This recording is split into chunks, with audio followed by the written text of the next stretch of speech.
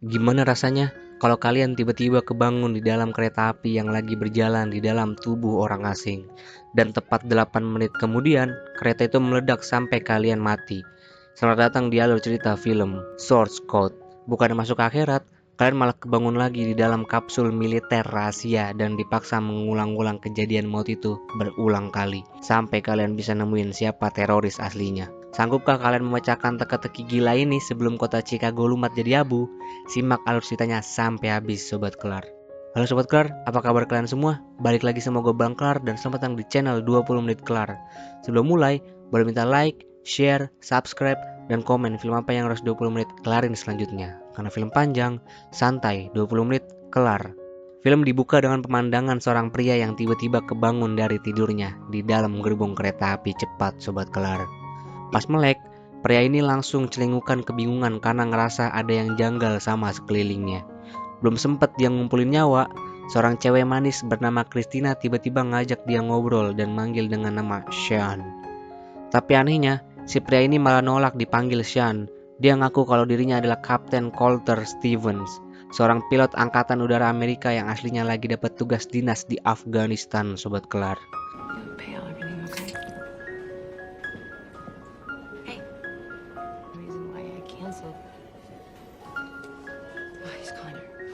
Mendengar pengakuan yang fiktif itu, si Christina malah ketawa renyah karena dikira cuma bercandaan Fajar. Ngerasa makin linglung, si kapten nekat keluar gerbong pas keretanya lagi transit sebentar di stasiun Glenbrook. Dia pun nyamperin mas-mas pesepeda yang baru turun buat nanya ini kereta sebenarnya mau jalan kemana. Masnya pun jawab kalau rute terakhir kereta ini adalah menuju Chicago, Sobat Kelar. Dengan perasaan bingung pangkat kuadrat, si kapten balik lagi ke tempat duduknya dengan muka linglung kayak orang kesasar di dimensi lain.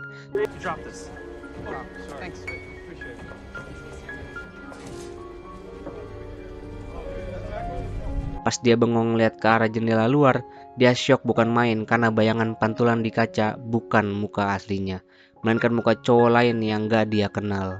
Demi mastiin matanya gak salah lihat, dia gercep lari ke WC buat ngaca dan bener aja Sobat Kelar, mukanya di cermin bener-bener beda total. Christina yang panik langsung nyusul ke WC dan terjadilah perdebatan estetik di sana. Si kapten ngotot kalau dia gak kenal Christina apalagi si Sean. Sementara Christina nyoba buat nenangin dia, tapi belum sempat urusan WC kelar, tiba-tiba boom, kereta mereka meledak jadi abu Sobat Kelar.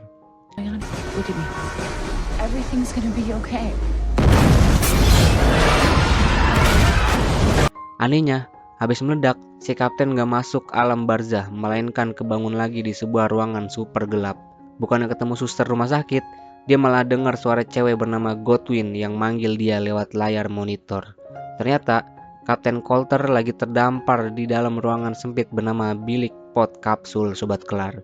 Tanpa basa-basi, si Godwin langsung nanya, siapa pelaku pengeboman kereta tadi?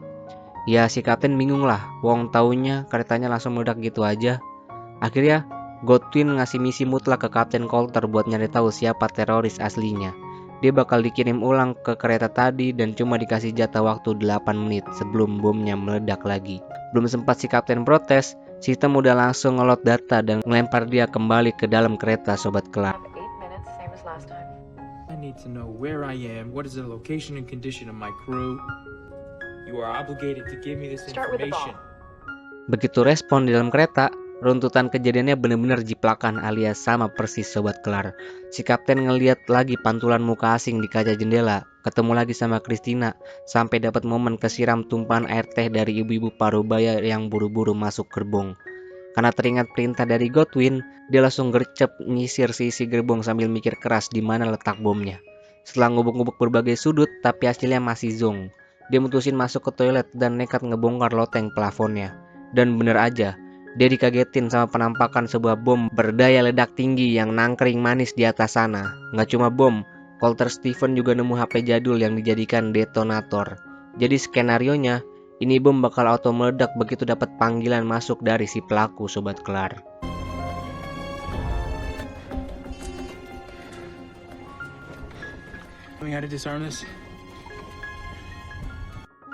Udah nemu bomnya, si kapten malah bingung kudu ngapain lagi.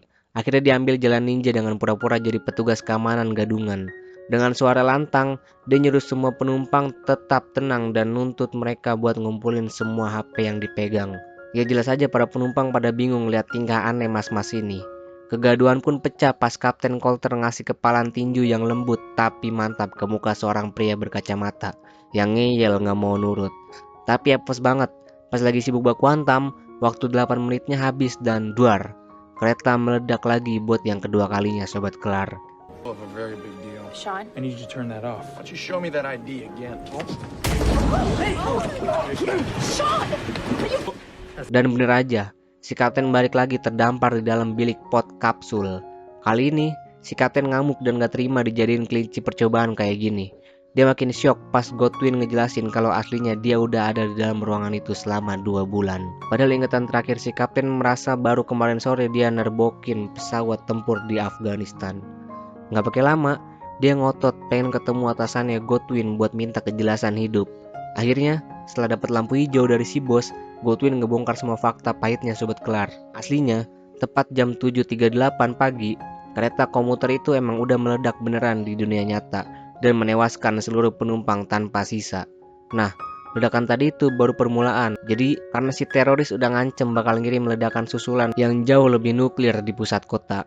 Terus kenapa harus Kapten Coulter yang dikirim?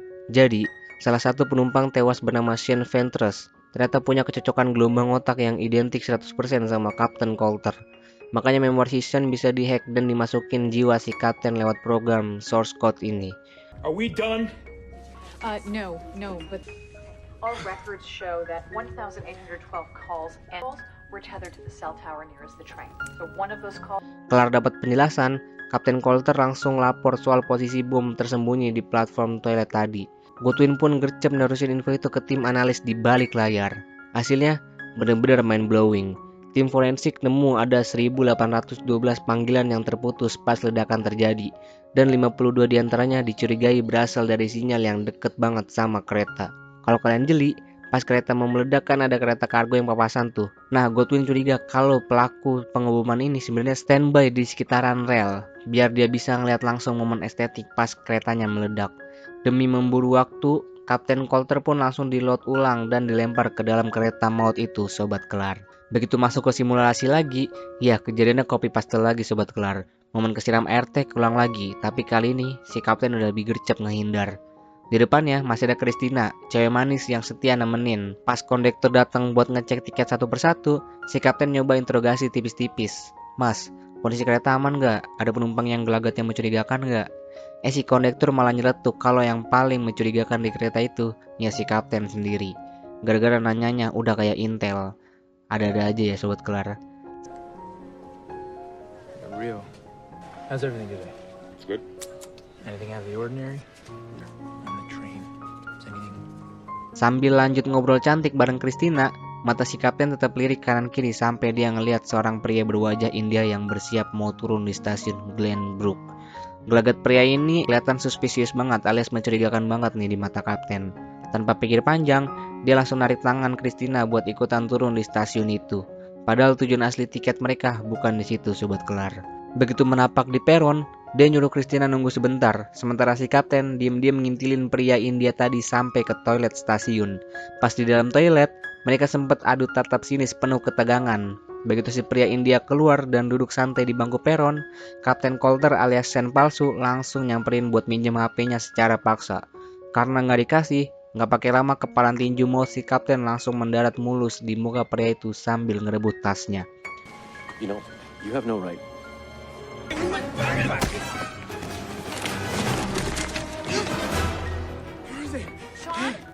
Duel adu jotos pun pecah di stasiun. Christina yang ngelihat dari kejauhan langsung lari buat misahin mereka. Tapi pas lagi asik baku hantam, tiba-tiba di jalur sebelah, boom, kereta tadi tetap meledak jadi abu. Di situ, si kapten langsung lemes dan sadar kalau dugaannya salah total. Bukan pria India ini pelakunya Sobat Kelar. Saking frustasinya, si kapten yang lagi linglung malah kena tendang sampai gelinding jatuh ke rel. Dan sedetik kemudian tubuhnya auto tergilas kereta lain yang lagi melintas. Apes banget. No! Where is it going? Get off me! Sean, get up. Give me your hand! Get off the track! Begitu balik ke bilik pot, si kapten laporan ke tim kalau dia belum nemu pengebomnya, tapi setidaknya dia udah berhasil nyelamatin satu nyawa, yaitu si Christina di peron stasiun.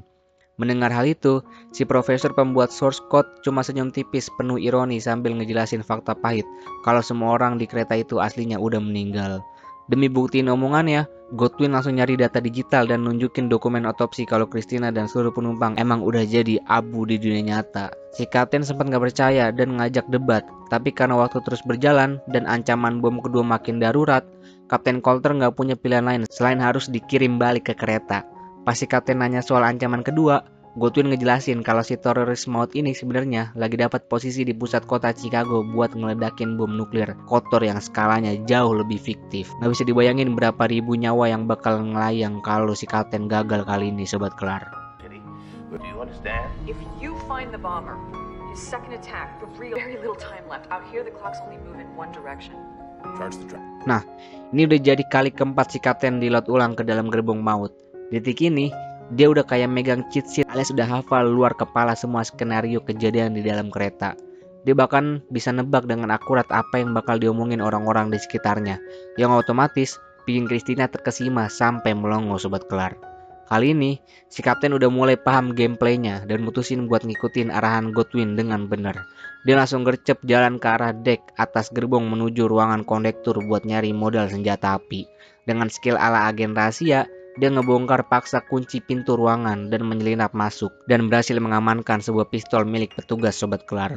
Awas banget, baru aja megang pistol, aksi malingnya si kapten malah kepergok sama petugas kereta, Sobat Kelar. Tanpa babi bu, petugas langsung ngasih pukulan telak plus sengatan listrik yang bikin si kapten auto pingsan di tempat.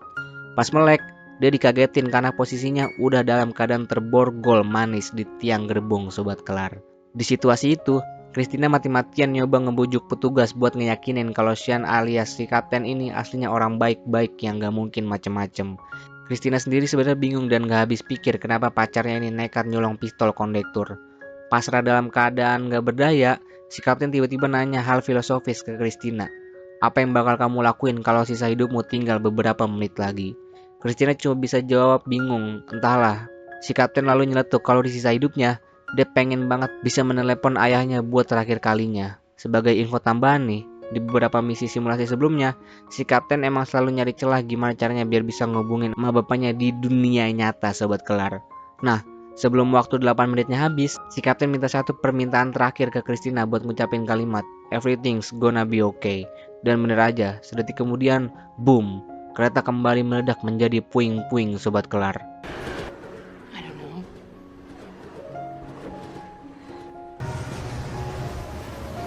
Tell me everything's gonna be okay. Setelah mampir ke akhirat buatan, Kapten Coulter balik respon di dalam bilik pod kapsulnya. Di sini, si kapten nyoba buat nanya beberapa hal ke Godwin. Tapi Godwin malah emosi jiwa karena ngerasa si kapten cuma buang-buang waktu berharga tanpa bawa nama atau petunjuk pelaku pengeboman. Pas lagi di debat, mata si kapten gak sengaja ngeliat logo militer di seragam Godwin yang bertuliskan CCC alias Cybernetic Crime Control. Karena dinilai ngomongnya udah mulai melantur dan out of topic, Godwin langsung narik tuas sistem dan ngelempar si kapten balik ke kereta, Sobat Kelar. Pas sudah mendarat di gerbong, otak si kapten masih kepikiran terus sama logo CCC tadi sampai lamunannya dibuyarin sama kedatangan Christina. Kali ini, si kapten minta tolong ke Christina buat nge-google nama sahabatnya yang bernama Kapten Coulter Stevens. Padahal ya itu nama dia sendiri. Christina yang polos pun setuju aja buat nyari tahu. It's a military patch. Were you in the military? Mine was. He was in Afghanistan and he disappeared. Sembari nunggu hasil pencarian, mata si kapten tertuju ke seorang mas-mas yang lagi asik menelepon dengan gelagat mencurigakan. Tanpa basa-basi, dia langsung nyergap itu orang secara paksa dan ngerebut tasnya buat nyari bukti. Tapi apesnya, hasilnya zonk karena isinya cuma barang-barang biasa, Sobat Kelar. Nggak patarang, si kapten ngeliat ke arah bagasi atas dan nemu tas militer bertuliskan Army Medical Center, kepunyaan seorang nenek tua. Dia langsung nyamperin si nenek buat nanyain soal apa itu proyek CCC. Bukannya dapat jawaban, si nenek malah ngomong dengan nada kesal dan kecewa sama kelakuan kasar si kapten. Apalagi setelah tahu kalau mereka berdua sama-sama orang militer. Tapi berkat skill merayu tingkat dewa, si kapten akhirnya diizinin minjem HP si nenek dengan syarat kudu dikembalikan lagi. These letters, they look familiar. It's Air Force and the N stands for Nellis. You know what? Actually, I can pay for it. I don't even need to borrow it. It's just for Si kapten gercep make HP itu buat menelepon kantor Profesor Routledge, si otak di balik program source code ini, sobat kelar. Tapi belum sempat panggilannya tersambung ke Profesor, Christina tiba-tiba datang sambil bawa layar HP-nya dengan muka syok.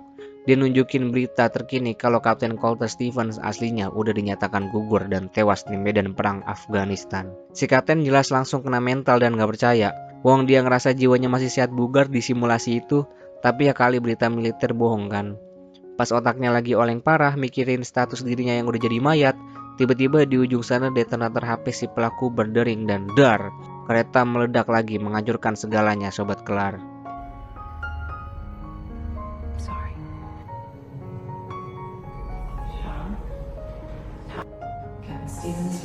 Singkat cerita, si kapten balik lagi respon di dalam bilik kapsula dengan kondisi kena mental. Tanpa basa-basi, dia langsung todong pertanyaan ke Godwin. Gue sebenarnya udah mati kan?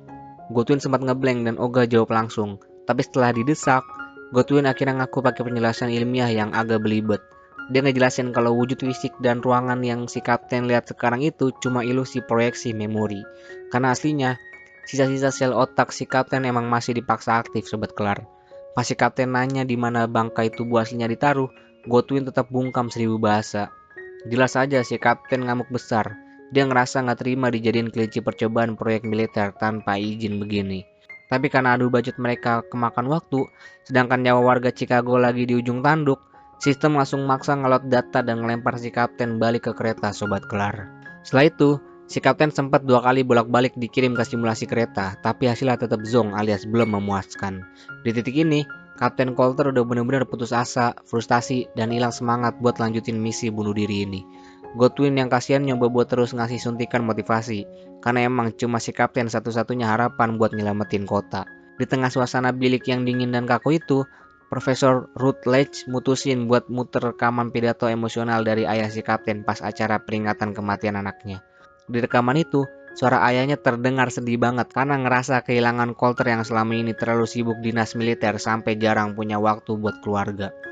Mendengar suara tulus sang ayah, hati si kapten langsung luluh, jiwanya kembali membara, dan dia pun minta dikirim balik ke kereta buat nyelesain misi ini sekali lagi, sobat kelar. Said some things I shouldn't have. I don't know. I can't believe he's gone. Send me back in. Begitu mendarat di gerbong, si kapten langsung satset jalan ke dek atas buat ngamanin pistol kondektur. Terus lari ke toilet buat nyabut kabel detonator di bom plafon. Begitu dapat nomor HP si pelaku yang tertera di layar bom, dia langsung pencet tombol call buat ngebel itu nomor. Pas dengar ada HP berbunyi, si kapten langsung nuduh mas-mas berjenggot di dekatnya sebagai teroris, lalu menginterogasi dia secara brutal biar mau ngaku. Tapi mas-mas berjenggot itu ngotot bilang bukan dia pelakunya dan nyuruh kapten buat pencet tombol redial demi buktiin omongannya. Pas ditelepon ulang, ternyata bunyi deringnya malah berasal dari arah belakang, kepunyaan mas-mas berjaket tebal, sobat kelar. Kalau kalian inget di awal-awal scene, mas-mas berjaket ini sengaja ngejatuhin dompetnya di lantai gerbong biar identitas aslinya nggak kelacak pas keretanya meledak nanti.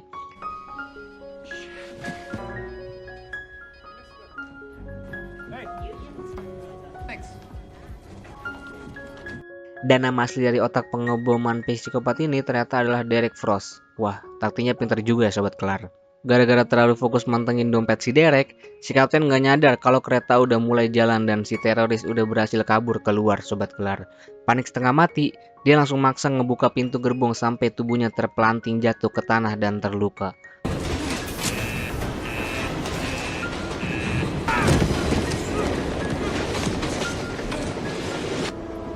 Sambil nahan sakit, dia lari sekencang mungkin ngejar si Derek sampai akhirnya nemuin si pelaku lagi berdiri di dekat mobil van putih. Sialnya, si kapten malah langsung disergap karena ngerasa aksinya udah ketahuan. Dengan sombongnya si Derek nunjukin isi dalam van yang ternyata penuh sama bom raksasa buat lumatin kota Chicago.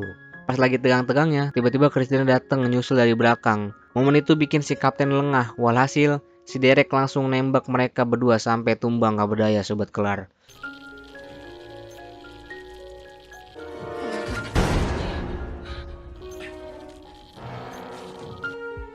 Dalam kondisi sekarat, si kapten sempat nanya, kenapa kamu tega lakuin ini semua? Si Derek dengan entengnya ngejawab kalau dunia ini udah kayak neraka dan butuh dirombak total pakai ledakan. Bener-bener fiktif dan sakit jiwa ya si Derek ini. Jadi jangan ditiru ya Sobat Kelar. Nah, plot twistnya, ternyata detonator di bom itu ada 2 buah. Jadi biar kabel di kereta udah dicabut, si teroris tetap bisa ledakin bomnya dari luar. Si kapten cuma bisa pasrah ngeliat kereta maut itu meledak sebelum jiwanya ditarik lagi balik ke pod kapsul Sobat Kelar.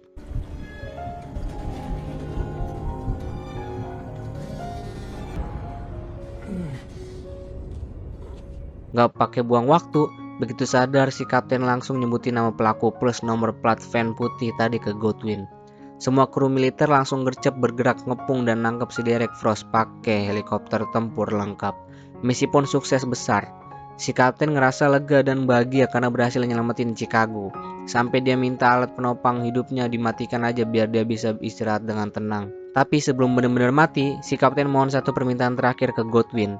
Dia pengen dikirim balik ke kereta sekali lagi buat nyelamatin para penumpang di sana. Profesor Ruth Leach jelas nolak karena nganggep mereka semua udah jadi mayat dan simulasi nggak bakal bisa ngerubah takdir. Tapi karena si kapten tetap kekeh pengen ngasih akhir yang bahagia di sisa waktunya, Godwin pun diem-diem ngebantu si kapten masuk ke sistem tanpa sepengetahuan si profesor Sobat Kelar. Nah, di sini nih, penonton akhirnya dikasih lihat fakta terharam yang bener-bener mind blowing. Ternyata wujud fisik Kapten Coulter di dalam kapsul besi yang kita lihat dari awal film bukan real, Sobat Kelar. Jadi, setiap si Kapten ngomong, itu aslinya cuma berupa kode teks digital yang diinterpretasikan sama program source code. Badan aslinya mah udah cacat total, sisa setengah mampus ditaruh di tabung lab. Waktu pertama kali nonton sini nih, admin juga ngerasa ketipu banget sama alur ceritanya, tapi gokil abis. Begitu mendarat lagi di dalam gerbong buat terakhir kalinya, si Kapten langsung eksekusi rencana dengan super sempurna. Dia ke toilet buat nyabut kedua detonator bom, terus ngerebut borgol kondektur buat nangkep dan ngeborgol si Derek Frost di tiang kereta sebelum beraksi. Kelar ngejinakin teroris, si Kapten nyempetin kirim email misterius ke Godwin, lalu minjem HP buat menelepon ayahnya. Di telepon, dia menyamar jadi teman dinas si Kapten buat nyampein pesan terakhir kalau anaknya itu sayang banget sama sang ayah.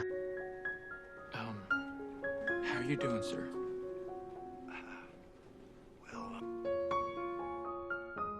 Biar suasana kereta makin estetik, si Kapten bahkan bayar seorang komika buat ngasih stand up komedi gratis yang bikin semua penumpang ketawa bahagia. Di menit terakhir sebelum bom aslinya meledak di dunia nyata, si Kapten nanya ke Christina, apa yang kamu lakuin kalau sisa hidupmu tinggal 1 menit lagi? Christina ngejawab kalau dia bakal nikmatin setiap detiknya dan mereka pun langsung ciuman mesra Sobat Kelar. Tepat di detik ke-8, di dunia nyata Godwin pun nekat mencabut saklar mesin penopang hidup tubuh si Kapten. Harusnya sih film selesai dan si Kapten mati kan, tapi tebakan kita salah besar cuy. Begitu kelar ciuman dan detiknya lewat, kehidupan si Kapten di dalam kereta ternyata masih jalan terus dan gak meledak. Mereka berdua malah bisa turun dan jalan-jalan sambil menikmati kota Chicago di dimensi yang baru. Besok paginya di dunia nyata, Godwin yang baru datang ke kantor dikagetin sama sebuah email masuk dari Kapten Coulter Stephen. Di situ Godwin akhirnya paham kalau program source code bukan cuma sekedar simulasi memori 8 menit, melainkan sebuah gerbang buat nyiptain lini masa atau dimensi paralel yang baru. Di akhir suratnya, si Kapten bilang kalau dia hidup bahagia di dimensi ini dan siap kalau kedepannya militer butuh bantuan program source code lagi. Film pun selesai dengan sangat epic Sobat Kelar. Of a past event, a whole new world. Goodwin, if you have a Captain Coulter Stevens waiting to send on a mission, do me a favor. Nah, itu dia akhir dari perjalanan lintas dimensi yang benar-benar di luar nalar. Gimana menurut kalian? Kalau mesin pengubah takdir ini beneran ada, kalian mau gunain buat ngerubah masa lalu atau malah takut bikin dimensi paralel yang baru? Terus di kolom komentar. Jangan lupa like, share, subscribe, dan komen film apa yang harus 20 menit kelarin selanjutnya. Karena film panjang, santai, 20 menit kelar. Gue Bang Kelar, cabut dulu. Bye-bye.